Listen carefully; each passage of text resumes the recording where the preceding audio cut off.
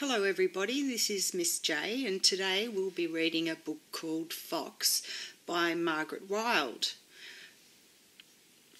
Even though the book is titled Fox, the main characters in the story are Dog and Magpie. The story is set in the Australian bush and recently there's been a fire and Magpie has been burned in the fire and her wing has been so badly burned that she can no longer fly. The story starts with Dog carrying Magpie in his mouth, saving her, taking her to his cave to look after her. They have a conversation where Dog says, "I will look after you," and Magpie tells him to just leave him alone. She's distraught. She's in shock. And as she can never fly again, how could she ever truly be everything that a bird is? Anyway, Dog persists and he says, "Look, I've lost the sight of my eye. You've lost your wings. Maybe together we can become friends and look after each other." And Magpie's quite dismissive of Dog and says, you know, the loss of one's eye is nothing compared to me losing my wings to be able to fly. They do persist, they stay together and they become very good friends. They look after each other for a good 12 months and then Fox comes into the equation. He just asks if he can stay with them. Magpie is very wary of him. She doesn't like him. She wants him to go away. But Dog is easygoing about it and says, look, he just wants food and shelter and company like everybody else. Then Fox tries to lure Magpie away from Dog. He tries 3 times and on the 3rd time he is successful. And he puts her on his back and takes her into the desert. He makes her feel like she can fly and she's exultant about that. However, he dumps her in the desert alone.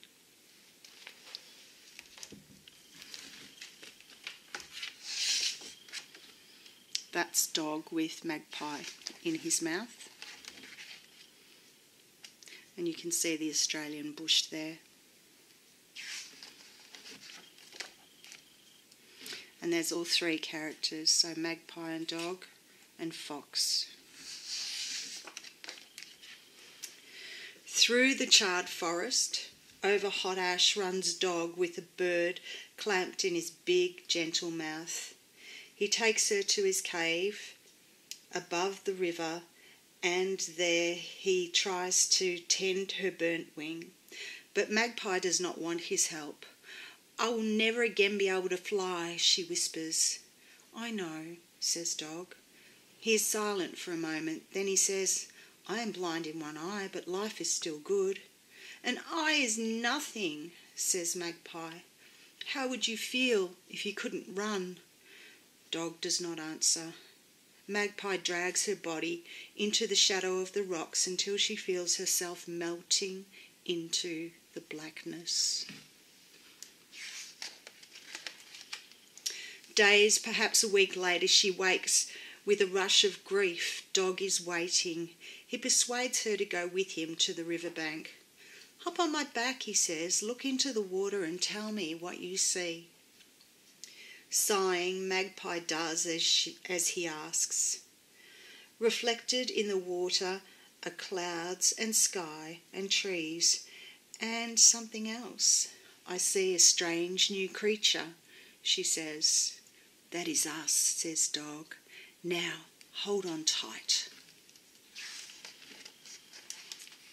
With Magpie clinging to his back, he races through the scrub, past the stringy barks, past the clumps of yellow box trees, and into blueness. He runs so swiftly, it is almost as if he were flying.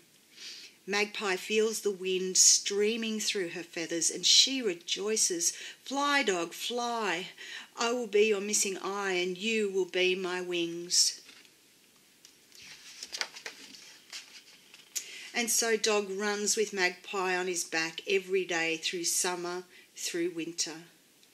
After the rains, when saplings are springing up everywhere, a fox comes into the bush. A fox with his haunted eyes and rich red coat. He flickers through the trees like a tongue of fire, and Magpie trembles. But Dog says, "Welcome. We can offer you food and shelter." "Thank you," says Fox. "I saw you running this morning. You looked extraordinary." Dog beams, but Magpie shrinks away. She can feel Fox staring at her burnt wing. In the evenings, when the air is creamy with blossom, Dog and Magpie relax at the mouth of the cave, enjoying each other's company. Now and again, Fox joins in the conversation, but Magpie can feel him watching, always watching her. And at night his smell seems to fill the cave, a smell of rage and envy and loneliness. Magpie tries to warn Dog about Fox. "He belongs nowhere," she says. "He loves no one." But Dog says, "He's all right, let him be." That night, when Dog is asleep, Fox whispers to Magpie, "I can run faster than Dog, faster than the wind. Leave Dog and come with me." Magpie says, "I will never leave Dog. I am his missing eye, and he is my wings." Fox says no more that night, but the next day when Dog is at the river, he whispers to Magpie, "Do you remember what it is like to fly, truly fly?" Again Magpie says, "I will never leave Dog. I am his missing eye and he is my wings." But later that day, as Dog runs through the scrub with Magpie on his back, she thinks, "This is nothing like flying, nothing."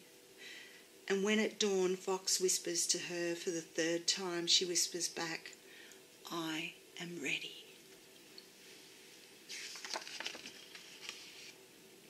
While Dog sleeps, Magpie and Fox streak past coolabah trees, rip through long grass, pelt over rocks.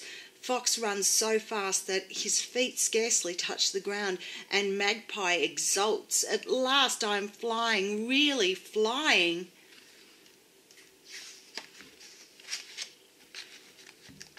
Fox scorches through woodlands, through dusty plains, through salt pans, and out into the red-hot desert.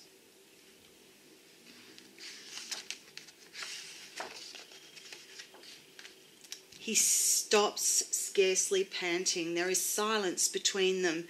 Neither moves, neither speaks. Then Fox shakes Magpie off his back as he would a flea and pads away. He turns and looks at Magpie and he says, "Now you and Dog will know what it is like to be truly alone." Then he is gone. In the stillness, Magpie hears a faraway scream. She cannot tell if it is a scream of triumph or despair.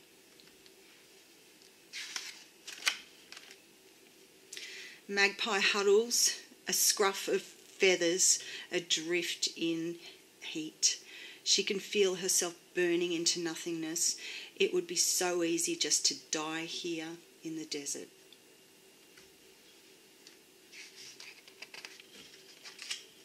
But then she thinks of Dog waking to find her gone.